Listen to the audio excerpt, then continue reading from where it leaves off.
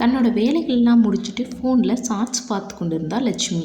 ஒரு பிரபல கலந்துரையாடல் நிகழ்ச்சியில் ஷார்ட்ஸில் தன்னை மறந்து அப்படியே உள்ளே போயிட்டா. அது மாமனாரும் மருமகளுக்குமான உறவை பற்றிய நிகழ்ச்சி. 30 நொடி தான் அப்படின்னாலும் அதுலேருந்து மீண்டு வர முடியாமல் தவித்து போனான் லட்சுமி.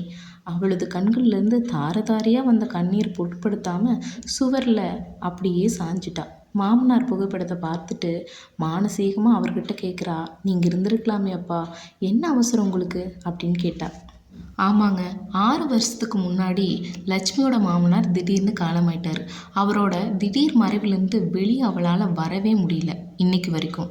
காரணம், அவளுக்குள்ள இன்னும் இருக்கும் ஒரே வருத்தம் என்னன்னா, அல்லது குற்ற உணர்வுன்னு கூட சொல்லலாம், ஆம்புலன்ஸை வர வைக்க வேண்டும் அப்படிங்கிற எண்ணம் ஏன் அந்த நேரத்தில் அவளுக்கும் அவளோட கணவருக்கும் வரவே இல்லை, ஏன் அது தோன்றலை, ஏன் அதை மறந்தோம் அப்படின்னு சொல்லி இருவருக்கும் இன்று வர பதிலே இல்லை.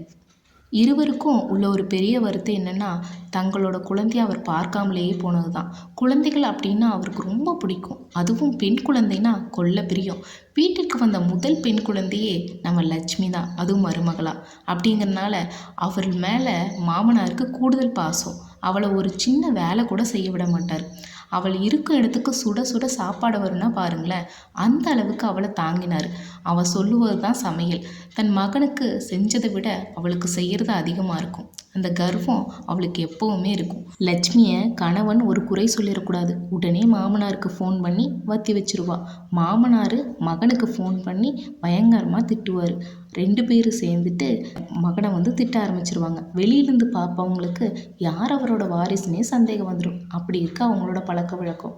கல்யாணமான ஆரம்பத்தில் தன்னோட கணவர் அவளை மாமனாருக்கு ஃபோன் பண்ணி பேச சொல்லுவார். அவளுக்கு கோபமாக வரும். ஆனால் அதுவே போக போக அவளுக்கு ஒரு பிடித்தமான ஒன்றாச்சு. ஒரு நாளைக்கு 1 மணி நேரமாவது மாமனார்கிட்ட பேசிடுவாள். லட்சுமி கிட்ட பேசாமல் அவராலும் இருக்க முடியாது.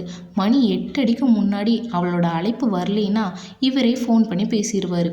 அவளுக்கு உடம்பு சரியில்லைன்னா அவருக்கு சமாதானமாகவே இருக்காது. அவளோட தேவைகளை ஒரு தாய் செய்கிறத தாண்டி செஞ்சு தருவார். அவர் ஊருக்கு போகும் தினம் எல்லாமே இவளுக்கு தீன்பண்டம் நிறைய வாங்கிட்டு போவார். இப்படி அவளை தாங்கியவர் திடீர்னு மறையவும் அதனை தாங்கிக் கொள்ள முடியாமல் தவித்து போனாள் லட்சுமி. அவளோட கணவனும் இன்னும் உடைஞ்சு போயிட்டான். அவரோட கடைசி ஆசையென அவர் பேசிய அனைத்து சொந்தமும் கூறியது என்னென்னா, பேரனோ பேத்தியோ பார்க்க ஆசைப்பட்டார் அப்படிங்கிறதான். உடனே குழந்தை பெற்றுக்கொள்ளணும் அப்படின்னு சொல்லிட்டு வெறி கொண்டவ மாதிரி மருத்துவமனையாக ஏறி இறங்குறா. ஒரு மாதிரி ஆக ஆரம்பித்தவளை சண்டை போட்டாலும் பரவாயில்ல அப்படின்னு சொல்லி அவளது கணவன் தடுத்து நிறுத்திடுறான். எப்படியும் அவர் ஆசைப்பட்டது போலவே அடுத்த 1 வருஷத்தில் ஒரு அழகான பெண் குழந்தை பிறக்குது. பண்டிகை ஆனாலும் சரி, மற்ற நாட்கள் ஆனாலும் சரி, ஒவ்வொரு நிமிஷமும் அவரை பற்றிய ஏதோ ஒரு நினைவு அவங்களுக்குள்ள வரும். இப்படி அவரை நினைக்காத நாளே இல்லை அவர்களோட வாழ்க்கையில். ஒருவர் இருக்கும் வரை நாம் எவ்வளவுதான் கொண்டாடினாலும் அவர் போன பிறகுதான் பளிச்சென தெரிகிறது அவரின் அருமை பெருமையெல்லாம். நீங்கள் இருந்திருக்கலாமே அப்பா, என்ன அவசரம் உங்களுக்கு?